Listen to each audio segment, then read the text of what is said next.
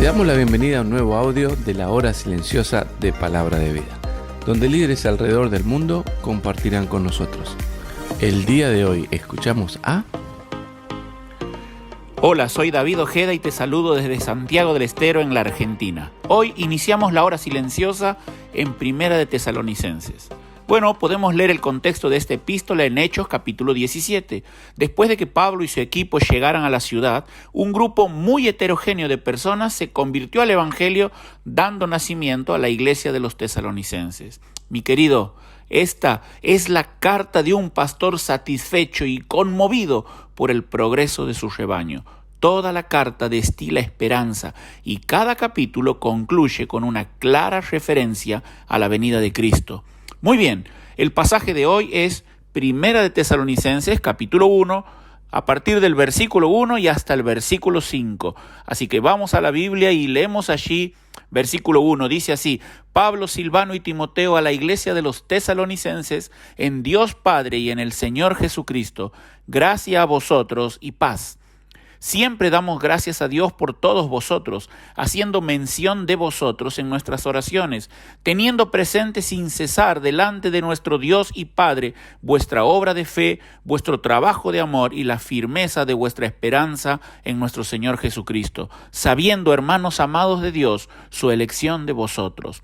Pues nuestro evangelio no vino a vosotros solamente en palabras, sino también en poder y en el Espíritu Santo y con plena convicción, como sabéis qué clase de personas demostramos ser entre vosotros por amor a vosotros. Y hasta aquí nomás la lectura, pues en estos pocos versos tenemos entrelazados dos de los temas más importantes de las Escrituras. En primer lugar, presta atención, la elección de Dios. El versículo 4 dice, sabiendo, hermanos amados de Dios, su elección. Pues bien, el versículo dice sabiendo, y el término allí presente es un participio griego del verbo oida, el cual nos habla de un conocimiento experimental, no solo intelectual. Ellos, Pablo y su equipo misionero, saben, no por referencias, sino por evidencias. Ahora bien, este asunto de la doctrina bíblica de la elección ha suscitado no pocas controversias.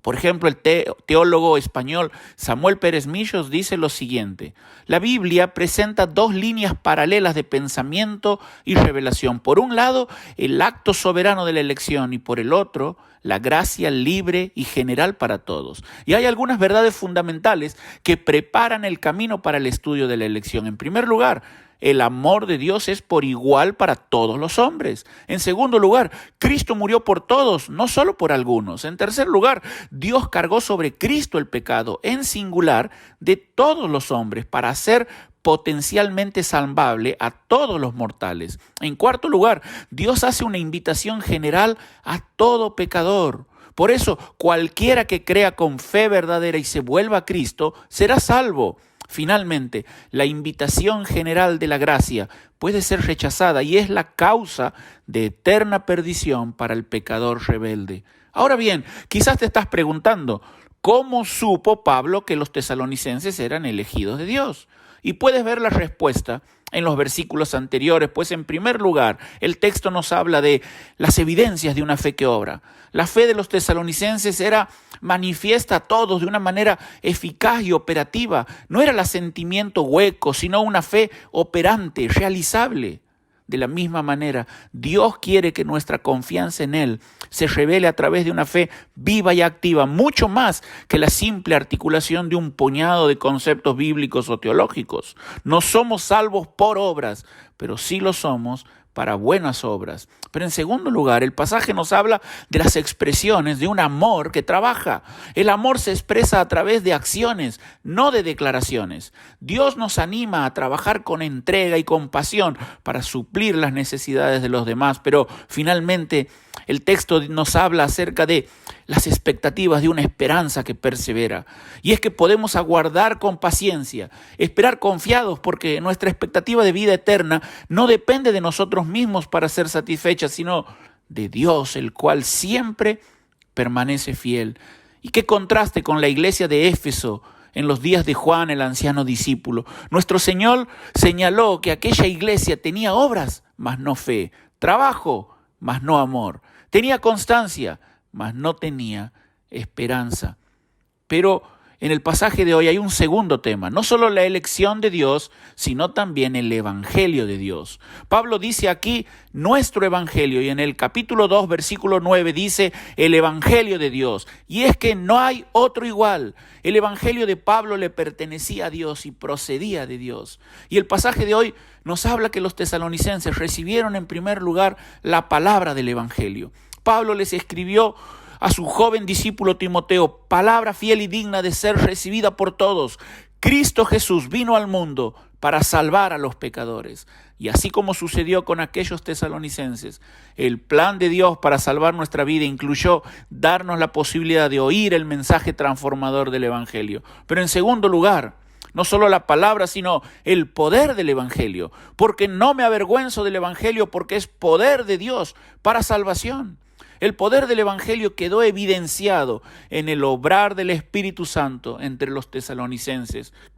Pero finalmente tenemos la plenitud del evangelio. Y el término aquí es pleroforia, que significa plena certidumbre. Presta atención a esto. Existen versiones distorsionadas del evangelio. Algunas de estas ofrecen certeza sin seguridad, mientras que otras ofrecen seguridad sin certeza. Pero el verdadero evangelio, la Escritura nos habla de plena certidumbre.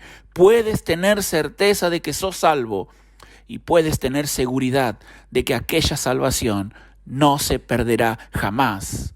Cuando vemos en las Escrituras verdades como la elección y el evangelio de Dios, vemos también un recordatorio permanente del amor de Dios por nosotros. No en vano, Pablo se refiere a los tesalonicenses como hermanos amados de Dios. Mi querido, ¿has percibido la gran bendición que significa ser un amado de Dios? La elección y el evangelio de Dios son como una bandera plantada en territorio enemigo, a las cuales podemos dirigir la mirada cuando arrecia el combate, para nunca olvidar el gran amor de Dios por nosotros, los amados de Dios. Que Dios te bendiga. Te saluda David Ojeda. Gracias por escucharnos. Recuerda que este audio no reemplaza tu tiempo a solas con Dios. Te animamos a que escribas tus aplicaciones personales. Hasta mañana.